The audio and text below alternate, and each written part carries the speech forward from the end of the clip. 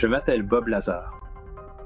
Je suis connu pour avoir travaillé dans une base classifiée appelée S4 dans le désert du Nevada près de la zone 51. Des scientifiques du gouvernement ont affirmé que l'armée américaine ferait voler des ovnis récupérés sur une base secrète dans le désert du Nevada. La zone 51 est une base aérienne secrète américaine située dans le Nevada, qui a longtemps été au centre de théories du complot et de récits mystérieux. Un homme nommé Bob Lazar affirme avoir travaillé avec une technologie extraterrestre à l'intérieur de la zone 51 et même y avoir vu des extraterrestres. L'histoire de Lazar est l'une des plus célébrées. Selon lui, à cause de ses découvertes, le gouvernement américain a supprimé ou détruit ses recherches et ses diplômes. Cela pousse le monde entier à se demander, qu'a-t-on exactement capturé à la zone 51 que le gouvernement américain ne veut laisser voir à personne? Que se passe-t-il dans cette installation secrète? Pourquoi des agences gouvernementales comme la CIA et le FBI ont-elles tout fait pour discréditer les affirmations de Bob Lazar?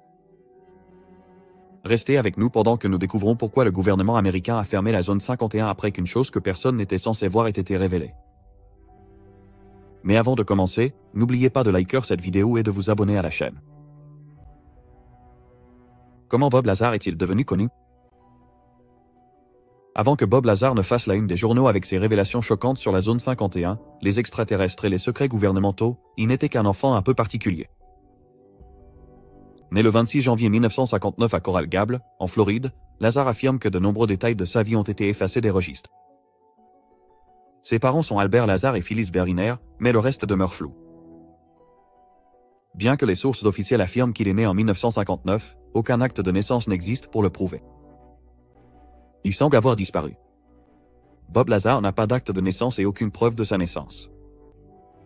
De plus, lors d'une audience au tribunal, ni la défense ni l'accusation n'ont pu confirmer son parcours scolaire ou ses antécédents. Même le juge semblait perplexe, se demandant si Lazar existait vraiment. Lazar affirme également avoir été un prodige qui passait la majeure partie de son temps à étudier les sciences. Il affirme même avoir installé un moteur à réaction sur son vélo lorsqu'il était enfant, ce qui lui aurait permis de dépasser les 160 km/h. Ces histoires étranges ont contribué à le rendre célèbre, mais ce n'est pas tout ce qui rend la vie de Lazar si bizarre. Quels autres mystères entourent cet homme? La suite va vous surprendre. Pour ajouter au mystère, les dossiers de lycée de Lazar ont également disparu, mais il aurait fréquenté le Pierce Junior College à Los Angeles. Par la suite, il a affirmé avoir fréquenté le Massachusetts Institute of Technology et obtenu un master en physique, suivi d'un autre master en électronique du California Institute of Technology. Après l'université, il a travaillé comme physicien au Los Alamos Mason Physics Facility. Quelques années plus tard, Lazar s'est retrouvé à travailler dans un endroit qui deviendrait plus tard connu sous le nom de Zone 51. Il a déclaré avoir été licencié parce que sa femme avait une liaison et que les politiques de sécurité de la Zone 51 exigeaient une vie personnelle stable. Après avoir été licencié, il a remarqué des hommes en costume noir le suivre. Un ami lui a suggéré de rendre son histoire publique pour se protéger, et cela est devenu une nouvelle internationale bien avant l'existence des réseaux sociaux. Mais il y a quelques incohérences dans l'histoire de Bob Lazar qui méritent d'être soulignées, notamment en ce qui concerne son parcours scolaire et professionnel. Bien que ses dossiers de lycée semblent avoir été effacés, le problème le plus important concerne sa prétention d'avoir obtenu des masters au MIT et à Caltech, des établissements qui n'ont aucune trace de lui. Lazar explique cette incohérence en alléguant que le gouvernement aurait tenté d'effacer toute trace de son existence. De plus, certains affirment que Lazar aurait obtenu son diplôme de lycée en retard et qu'il était mal classé dans sa promotion, bien que ces affirmations restent infondées et sans preuve. Lazar a vigoureusement nié ces allégations, les qualifiant de pures inventions. Concernant son parcours professionnel, bien que Lazar affirme avoir travaillé au laboratoire national de Los Alamos, des enquêtes n'ont trouvé aucune trace de lui dans la base de données de l'agence. Certaines rumeurs suggèrent qu'il aurait pu y travailler indirectement via une société sous-traitant. Fait intéressant, un annuaire téléphonique de Los Alamos mentionnant le nom de Lazar laisse penser qu'il a effectivement été lié au laboratoire à un moment donné, bien que cette unique preuve reste insuffisante. Ainsi, les questions concernant le passé et les qualifications de Lazar demeurent sans réponse. Alors, comment a-t-il fini par se retrouver à la zone 51? L'origine de la zone 51 et les révélations choquantes de Bob Lazar. Dans les années 1950, le gouvernement américain a commencé à développer l'avion U-2 afin de faire progresser l'aviation et renforcer les capacités de l'armée de l'air. Le projet était extrêmement secret, avec très peu d'informations divulguées au public. Des membres clés du programme de développement du U-2 se sont rendus au Nevada pour trouver un site d'essai à la fois caché et sécurisé. Au-dessus de Groom Lake, près du coin nord-est du Nevada Test Site, ils ont trouvé un espace aérien approprié qui avait déjà servi de champ de tir aérien pendant la Seconde Guerre mondiale. Le président Eisenhower a approuvé le site, connu sous le nom de Zone 51 Watertown, pour en faire une base ultra secrète. Pour préserver le secret, le personnel ne pouvait accéder à la base aérienne qu'en avion. Les avions U-2, construits à Burbank en Californie, étaient démontés, transportés jusqu'à la Zone 51, puis réassemblés pour les essais. Des documents officiels révèlent que la Zone 51 a également servi de site pour les vols d'essais d'autres appareils, comme le Lockheed A-12 de la CIA, alors connu sous le nom de Code Oxcar. Des essais comme ceux-ci ont fait de la Zone 51 une installation multifonctionnelle pour des tests de vol ultra secrets menés par diverses agences gouvernementales. Depuis les années 1950, cependant, la base est en proie à des rumeurs d'activités extraterrestres, d'enlèvement par des aliens et d'observation d'OVNI. Alors, comment Bob Lazar a-t-il pu accéder à cette zone ultra secrète? Bob Lazar a fait la une des journaux avec des révélations choquantes sur la Zone 51. Il a affirmé avoir travaillé dans un bâtiment appelé Est-4, qui faisait supposément partie de la Zone 51. Là-bas, il dit avoir vu des vaisseaux spatiaux avancés et d'autres types de technologies extraterrestres. La Zone 51 fait partie de la base aérienne Edwards, à environ 200 km de Las Vegas. La CIA a confirmé son existence en 2013 lorsqu'elle a rendu public d'anciens documents de projet. Annie Jacobson, auteur du livre Area 51, une histoire non censurée de la base militaire la plus secrète d'Amérique, a déclaré « La base militaire se trouve dans une immense zone d'essai aussi grande que l'État du Connecticut. » Elle précise que la base est fortement gardée, donc l'armée de l'air et d'autres groupes militaires ne laissent personne s'approcher.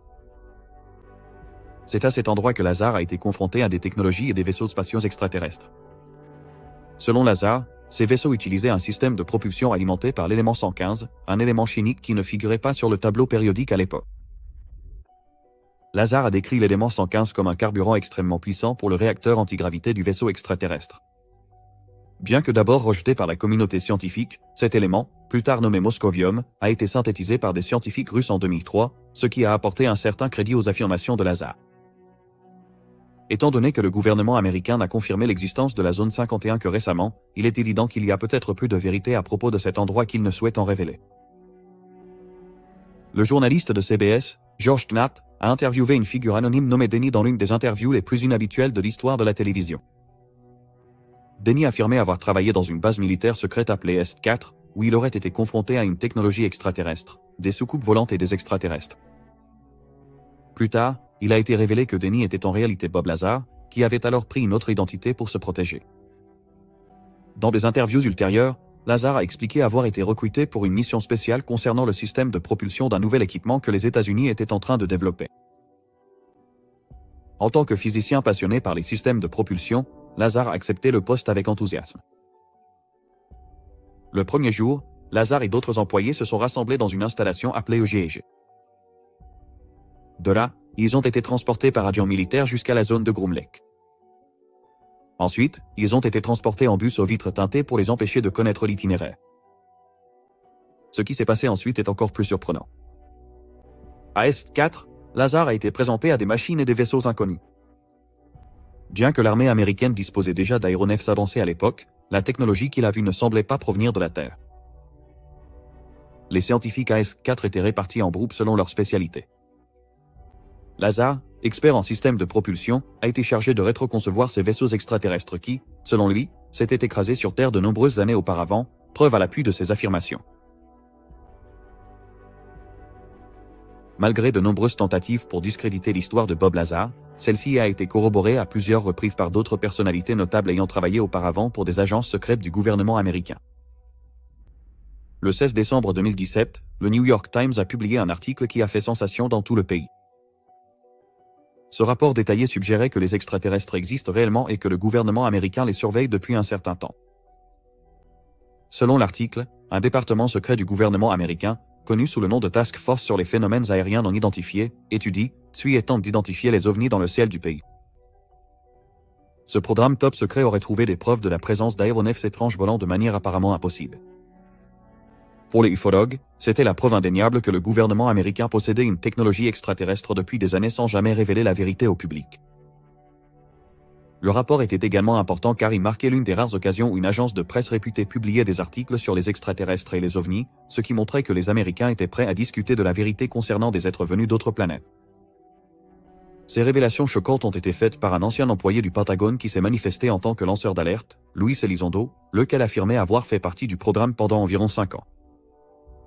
Elizondo était responsable d'un petit programme appelé le Programme avancé d'identification des menaces aérospatiales, géré par le département de la Défense pour protéger les Américains contre les attaques extraterrestres, identifier les menaces atmosphériques et signaler les activités inhabituelles dans le ciel.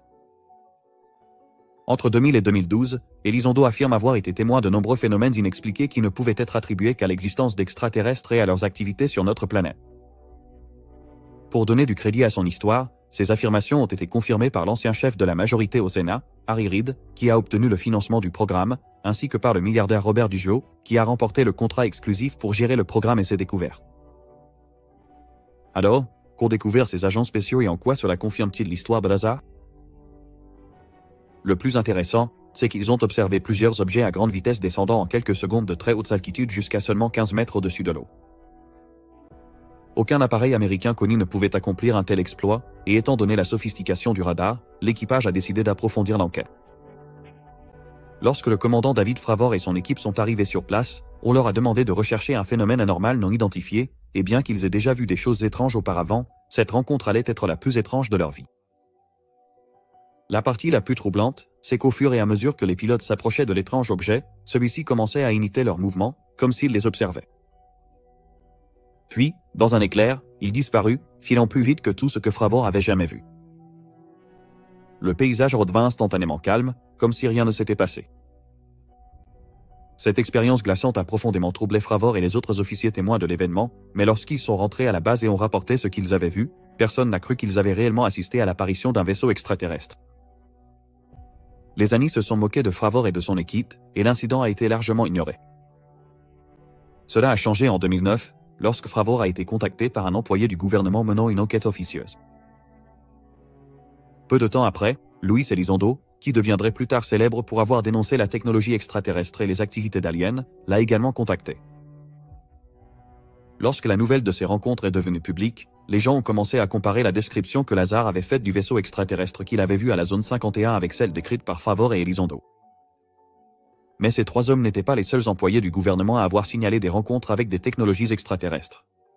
De plus, jusqu'en 2023, l'officier du renseignement américain David Grush faisait partie d'une équipe d'élite chargée de collecter et de rétroconcevoir des véhicules extraterrestres qui s'étaient écrasés sur Terre dans le cadre d'un programme spécial du département de la Défense. Grush a affirmé qu'il travaillait non seulement avec des vaisseaux extraterrestres, mais aussi avec des êtres non humains, supposément venus d'ailleurs que notre planète. Bien que ces allégations aient d'abord été rejetées, le fait qu'elles proviennent d'un officier de haut rang a conduit à une audition au Congrès. Lors de cette audition, Grush a détaillé ses rencontres avec des extraterrestres, déclarant « On m'a informé, dans l'exercice de mes fonctions officielles, de la récupération d'un véhicule non identifié lors d'un crash survenu il y a plusieurs décennies. Le véhicule a été utilisé dans un programme de rétro-ingénierie auquel l'accès m'a été refusé. Bien qu'il n'ait pas mentionné explicitement la zone 51, il existe des similitudes évidentes avec l'histoire de Bob Lazar. » Grush a déclaré que, durant son passage à l'agence, il a enquêté sur ce que diverses agences militaires et de sécurité savaient à propos des vaisseaux extraterrestres, bien qu'il n'ait pas été autorisé à accéder personnellement à ces informations. La réaction du gouvernement et du public face aux déclarations de Bob Lazar. Bien que le gouvernement semble généralement discréditer les différentes affirmations de Lazar, certaines actions finissent par confirmer des parties de son histoire. En 2006, Lazar et sa femme, Joy White, ont été accusés d'avoir enfreint la loi fédérale sur les substances dangereuses en transportant des produits chimiques réglementés d'un État à l'autre. Plus tard, en 2007, la société de Lazar, United Nuclear, a écopé d'une amende de $7 500 pour avoir enfreint les lois interdisant la vente de produits chimiques et de composants utilisés dans la fabrication de feux d'artifice illégaux. En 2017, le lieu de travail de Lazar a été perquisitionné par le FBI et la police locale. Lazar suppose que la perquisition visait à récupérer l'élément 115, une substance qu'il affirme avoir prise dans un laboratoire gouvernemental. Récemment, le département de la Défense et le bureau du directeur du Renseignement national ont présenté un rapport annuel sur les phénomènes anormaux non identifiés au Congrès, comme l'exige la loi sur l'autorisation de la défense nationale. Le rapport comprenait une identification des menaces potentielles, aéronautiques ou autres, que représentent les phénomènes anormaux pour la sécurité nationale, ainsi qu'une évaluation visant à déterminer si ces phénomènes pouvaient être attribués à un ou plusieurs adversaires étrangers. Le rapport du Sénat présente Lazar comme un lanceur d'alerte qui a été maltraité et dont les déclarations sont restées cohérentes.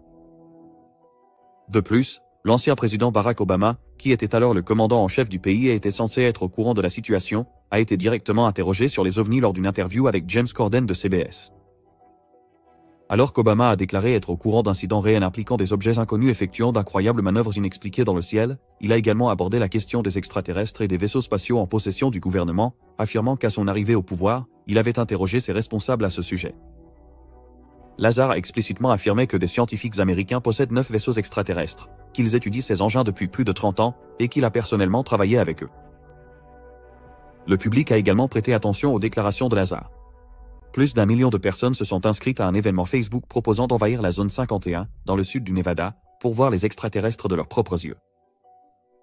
L'événement, qui est rapidement devenu viral sous le titre « Storm Area 51, ils ne peuvent pas tous nous arrêter », suggérait que le groupe de passionnés d'extraterrestres se rassemble près de la base ultra-secrète pour planifier leur approche et découvrir la vérité.